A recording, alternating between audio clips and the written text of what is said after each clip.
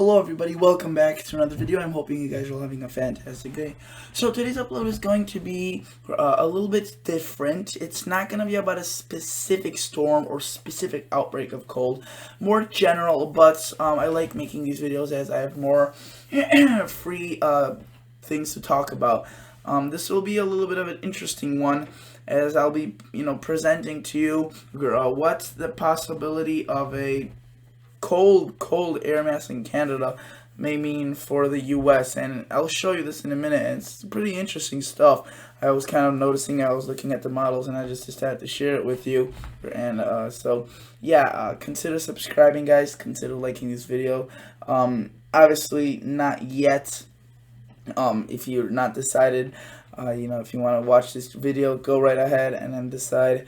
I'm just kind of there to remind you that towards the end or the middle or whenever you want to, consider liking this video and subscribing. Again, totally don't have to, but thank you for watching anyways. So right now we're looking at the northern continent, North American continent, and that includes obviously Canada, US, which includes Alaska, and Mexico. So we look at this and we see that there is a lot of possibly, cold air across Canada, and now this thing will make its way down. This is, by the way, Monday, December 9th. Let me zoom in on this so you can know where the dates are of these things. The Monday, December 9th, let's include it right there, 2019. Let's look at this. So we see Tuesday, Wednesday, this kind of makes its way down into the US. It gets pretty chilly. Does not make it really far. Notice it's pretty warm across the East Coast and Alaska. This cold air retreats. However, it does not go away completely.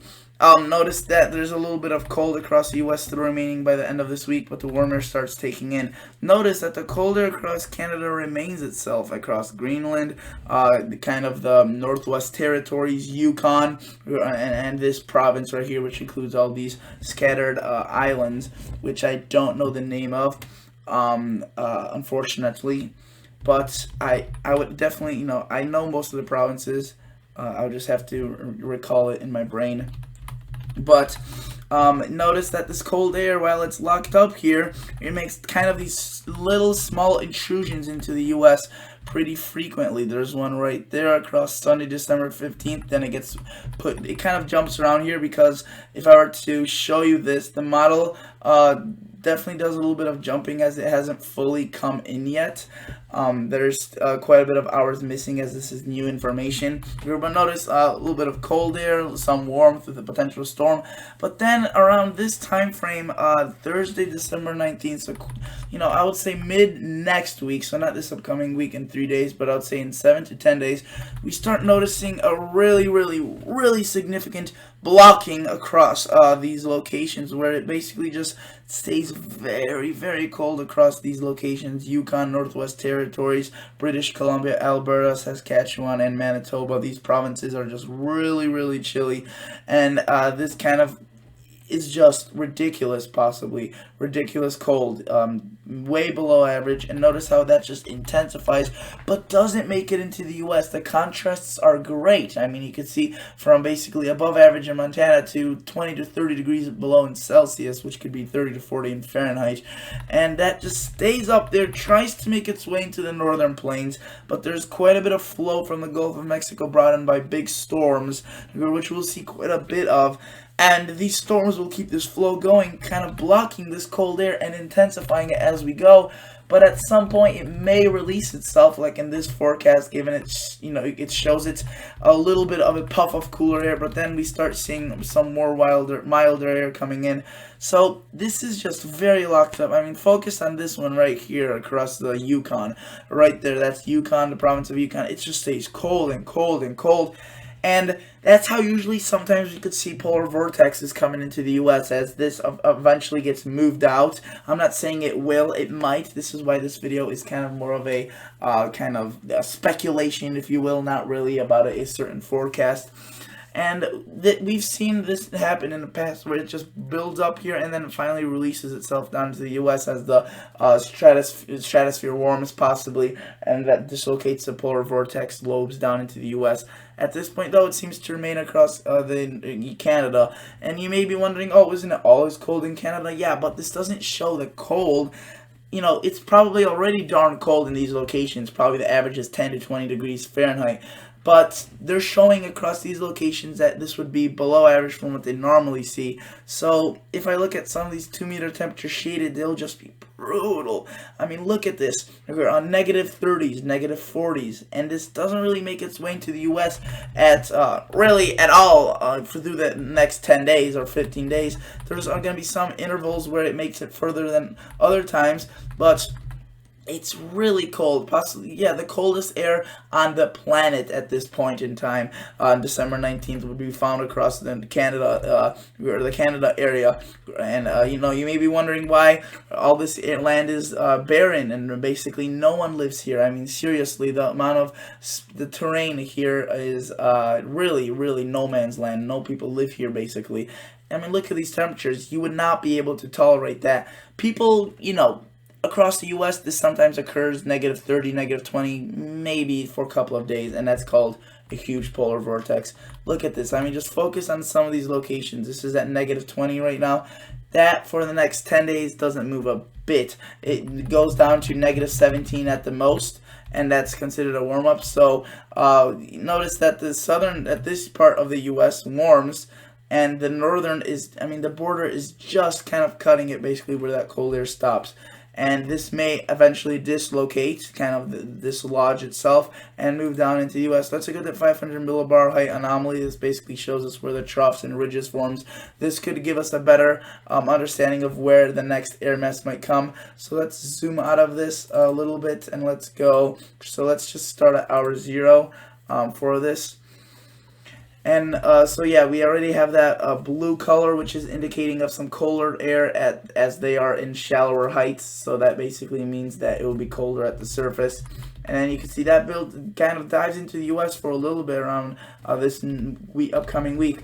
But it doesn't really it doesn't really go away from Canada while it goes right through the U.S. You can see that this would be a little bit of a cooler shot of air, but there's definitely intervals of warm. But I mean, this really just intensifies and it gets ugly. And notice how it just spins and spins. If I put this into fast motion, it just spins and spins and spins. And it was one day, one of these things may just release itself and just possibly explode across these locations.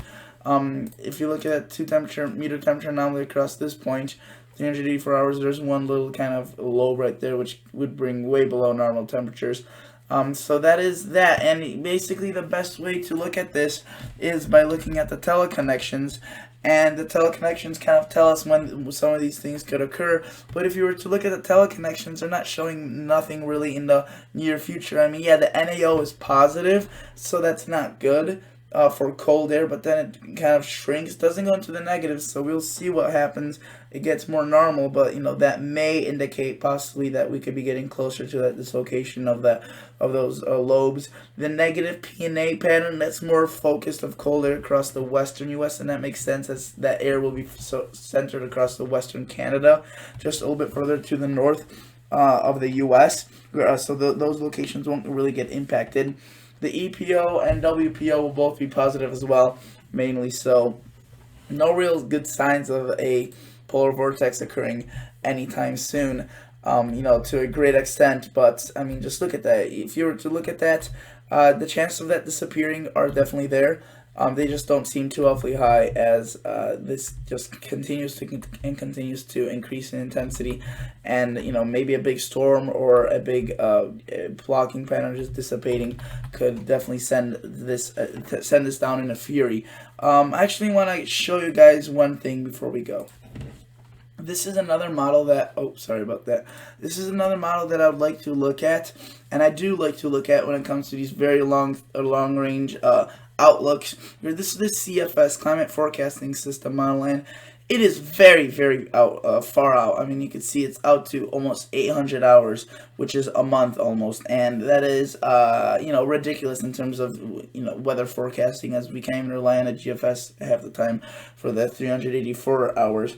But this is used for like the situations like we have presented in front of us where, we don't know where this cold air may displace itself. And normally I would look at this and be, take a little bit of truth away from this. But The thing is, this weather model doesn't agree with what the GFS and European and Canadian are really presenting at this given moment. It's because it's showing a different scenario in the first place. I don't really want to look at it in the long range, but or at least take what it shows to truthfully. But it does show some waves of cool and some waves of warm, so it still kind of leaves us with a mixed feeling of, okay, we don't really know where this is going. The European is also a little bit tricky. It's showing a little bit of warmer temperatures, possibly some ridges sneaking in.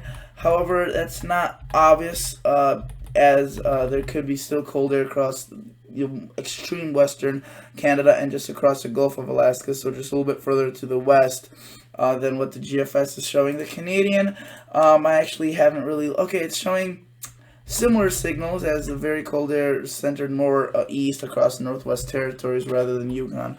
But, I mean, really honestly at this point, it's all about which model has a better handle on it. And even if we know which model has a better handle on it, it's tough to say what will actually happen with that. But, again, this is why this video is more of a speculation kind of video. So, thank you guys so much for watching. Thank you for clicking on this. Again, consider subscribing if you like this video, if you like more of these videos just talking about the weather.